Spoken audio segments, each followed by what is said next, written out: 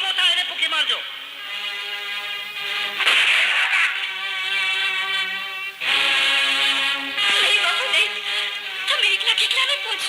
દીકરી, મારા જીવતા જીવ ગામ લૂંટાઈને હું જોતો રહું તો મારા જોવામાં થૂ પડે. મંગલ તું? હા મંગલ. તેજી ભવનાથના મેળે તે રાજના માણાઓને ખબર કરીને મને જેલમાં પુરાવ્યો હતો. આજે હું એનો બદલો લેવા આવ્યો છું. મારા ફોટલ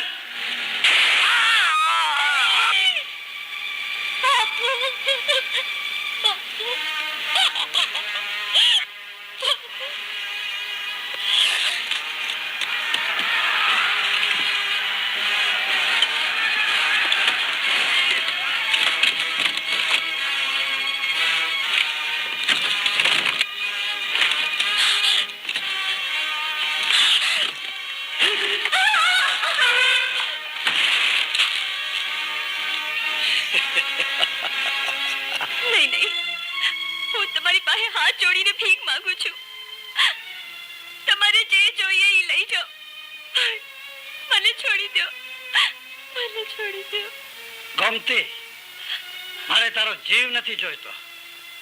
ધન ને દોલત તો હું ઘણું એ લૂંટી લઉં છું.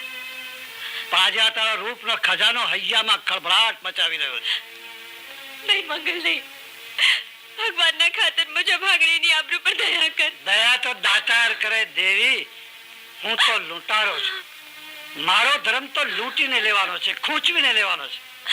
પછી આભૂષણ હોય કે આબરૂ.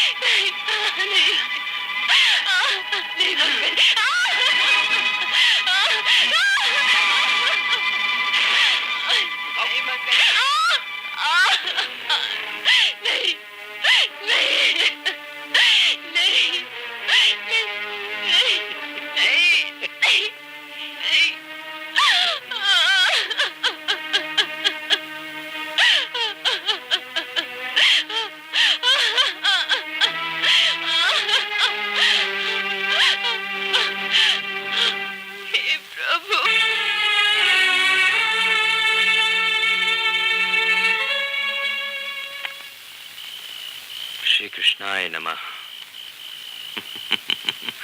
ભગત, ભગત, સૌ તો ગયા.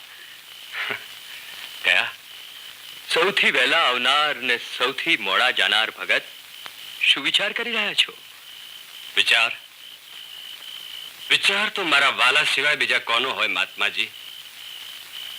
પરંતુ આજની આ રાત અને આ ભજનનો આનંદ કંઈક અંતરમાં અજંપો જગાડી રહ્યો છે. અંતરમાં જ્યારે અજંપો ઉઠે ત્યારે આવનાર આંધીના એંધાણ ગણાય ભગત.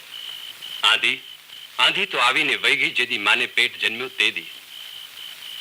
મારા માને બાપ બેવ મને એકલો મૂકીને મુરલીધર પાસે વયા ગયા અને અનાથ થઈને એકલો ભટકતા ભટકતા ભક્તિનો રંગ લાગ્યો. અરે ભક્તિનો રંગ તો કોક ભાગ્યશાળીને લાગે. માયલો અજંપો મૂકીને મુરલીધરનું નામ લ્યો, મનની બધી વિટંબણા મટી જશે. વિટંબણા? વિટંબણા તો મારા વાલાએ માલ મિલકત આપીને ક્યારની ટાળી દીધી છે. પરંતુ આઠે પોર શામળાજીની સેવા કરતા તમને જોઈને આશીર્વાદ માંગવાનું મન થાય છે મહારાજ, કે મને ભેખ આપો કે સદાય મુરલીધરને શરણે રહું. ભક્તિનો ભેગ તો સંસારમાં રહીને ભોગવી શકાય, એમાં સાધુ થવાની કોઈ જરૂર નથી. પરોપકાર કરીને પુણ્ય મેળવો, પરમેશ્વર હાજરા હજુર છે. ભગત, રાત ઘણી વીતી ગઈ છે, હવે ઘેર જાઓ. જય મુરલીધર. જય મુરલીધર. ધન્ય છે ભગત.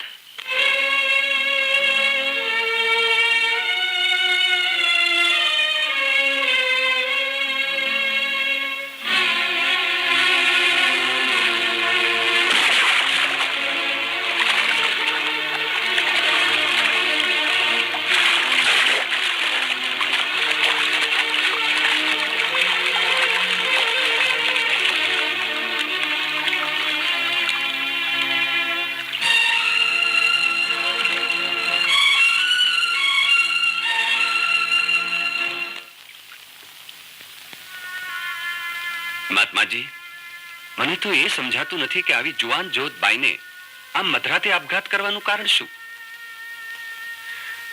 નહીં નહીં, મને શા માટે બચાવી? મને મરવા દો. રડ નહીં બેટા, રડ નહીં, શાંત થા.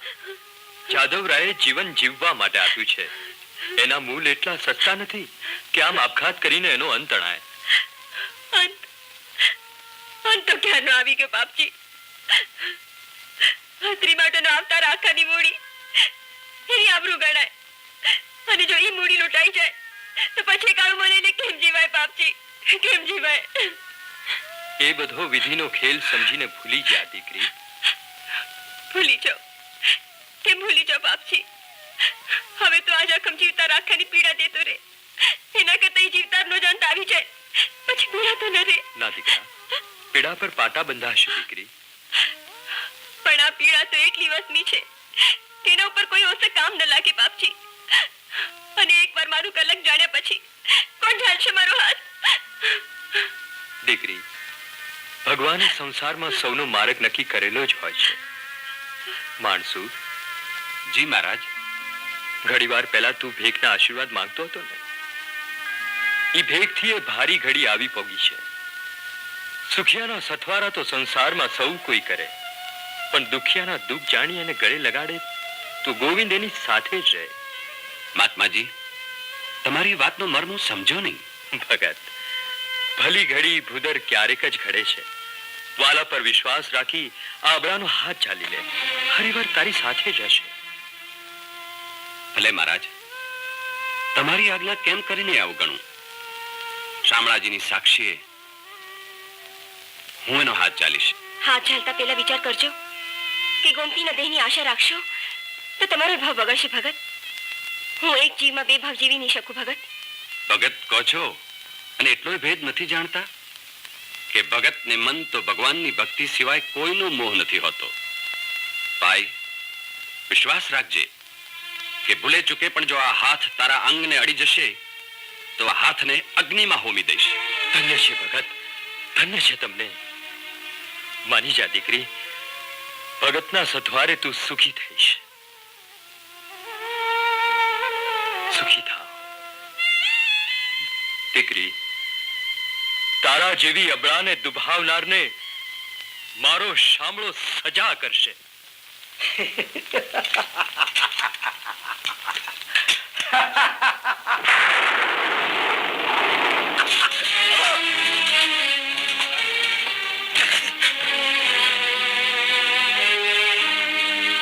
સરદારને આ શું થયું?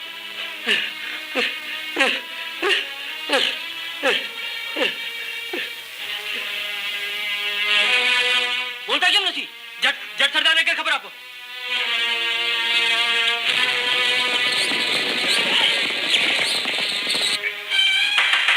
દાદાબા, દાદાબા,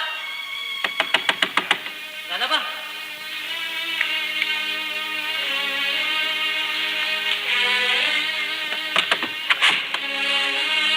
હજુ સમાચાર તો સારા છે ને? હા દાદાબા, આજ ગામ લૂંટ્યું ત્યારે લખલૂટ માલ મળ્યો. સરદાર ખૂબ ખુશ હતા. પણ શું? સરદાર માલની વહેંચણી કરતા હતા ત્યાં એકાએક વીજળીનો કડાકો થયો. સરદારના હાથ રૂજવા લાગ્યા અને અવાજ એકાએક ચાલ્યો ગયો. હે ભગવાન!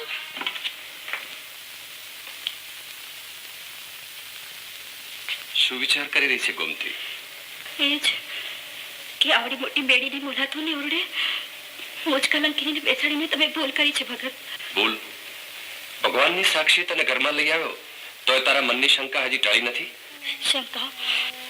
શંકા તો જે દી આ ઘરમાં આવી તે દિવસ ટળી ગઈ હતી ભગત.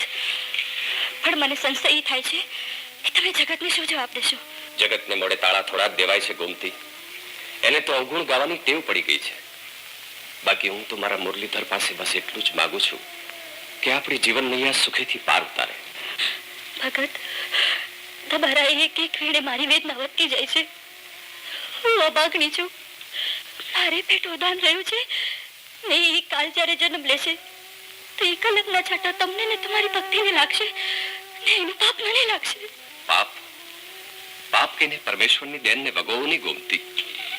બાળક તો ભગવાનનું રૂપ હોય છે. તારી કુખે જન્મનાર ફૂલનો પિતા બની હું એને સંસ્કાર સિંચીશ. હા કુંતી, ધીરજ ધરો. કાળના પેટાળમાં સગળું સંગ્રહાઈ જશે અને ભૂતકાળને ભૂલી જગત તમારી પૂજા કરશે. પૂજા? ભગત, હું જબડાની અપનાવનાર પૂજાની લાયક તો તમે જો ભગત.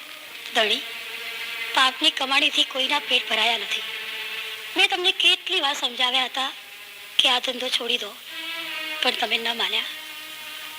અને અંતે જે હાથે પાપ કર્યા હતા એ જ હાથ હરીએ નક્કામાં કરી નાખ્યા. જે જીભેથી ઝેર વરસાવ્યું હતું એ જીભને જકડી લીધી.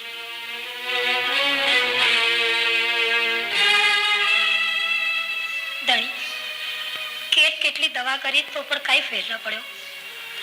હવે તો એક જ ઉપાય બાકી છે, કોઈ સાધુ સંતના આશીર્વાદ. શાસ્ત્રમાં કહ્યું છે કે છેલ્લો ઉપાય સંતનું ચરણ છે.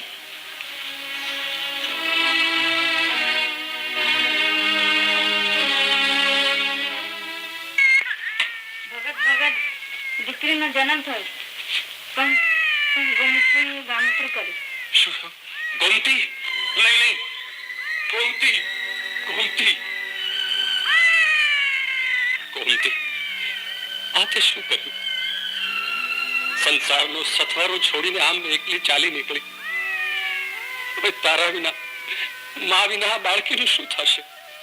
ગોમતી. આવો ભગત, આવો. મહાત્માજી, ગોમતી તો સ્વર્ગે સંગ્રાઈ ગઈ, પણ હું બુણપનો બાર બાંધવા હજી જીવું છું. આ બાળકીનું રુદન મારાથી જીરવાતું નથી. શું કરું? ધીરજ ધરો ભગત, ધીરજ ધરો. જન્મ અને મરણના ફેરા તો ચક્રધારીએ ફેરવી શક્યો નથી. હવે તો તમારી હેતની વાડીમાં ગોમતીએ ખીલવેલા ફૂલને ઉછેરીને મોટું કરો. મુક્તિનો માર્ગ મોકળો થઈ જશે. પરંતુ ગોમતીની છાયા વિના આ છોકરીનું સંસાર સુખ સુકાઈ જશે. મહાત્મા, એ સુકાયેલ નીરમાં સ્નેહ અને સંસ્કારનો સંચાર કરો ભગત. ગોમતીની પીડા હું જાણતો હતો. જેદી હું અને તમે ભજનના ભાવમાં ભવના દુઃખ ભૂલી ગયા હતા, એ રાત્રે એની એક લૂંટારાના હાથે આબરૂ લૂંટાણી હતી. લૂંટારાના હાથે? હા, લૂંટારાના હાથે પારેવડી પીખાણી હતી. એના ફળ સ્વરૂપ આ ફૂલડું છે. લૂંટારા દ્વારા લૂંટાયેલી લાજનો ડંક ગોમતીને કોરી ખાતો હતો. એ જીવી હતી માત્ર આ બાળકને જન્મ દેવા. એ તો જન્મ દઈને જતી રહી અને પરીક્ષાની પાવક જ્વાળામાં મને હોમતી ગઈ.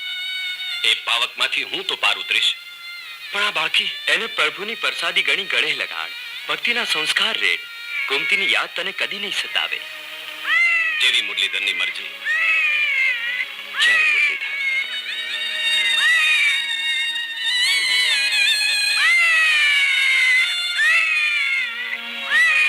ચાલો ધણી, આ મહાત્માએ અનેક રોગીઓના રોગ મટાડી ચમત્કાર સર્જ્યા છે.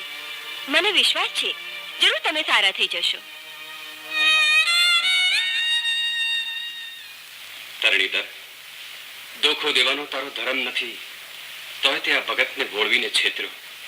ગોમતીને કહે આજ 5 વર્ષના વાણા વાયા, તોય હજી એના ભણકારા કાનમાં સંભળાય છે. પ્રભુ એના આત્માને શાંતિ આપજે. શામળા બાપુ, આજે મંદિરે નથી જાઉં? આવ રામુ દીકરા, પેલા શામળાને પગે લાગ બેટા.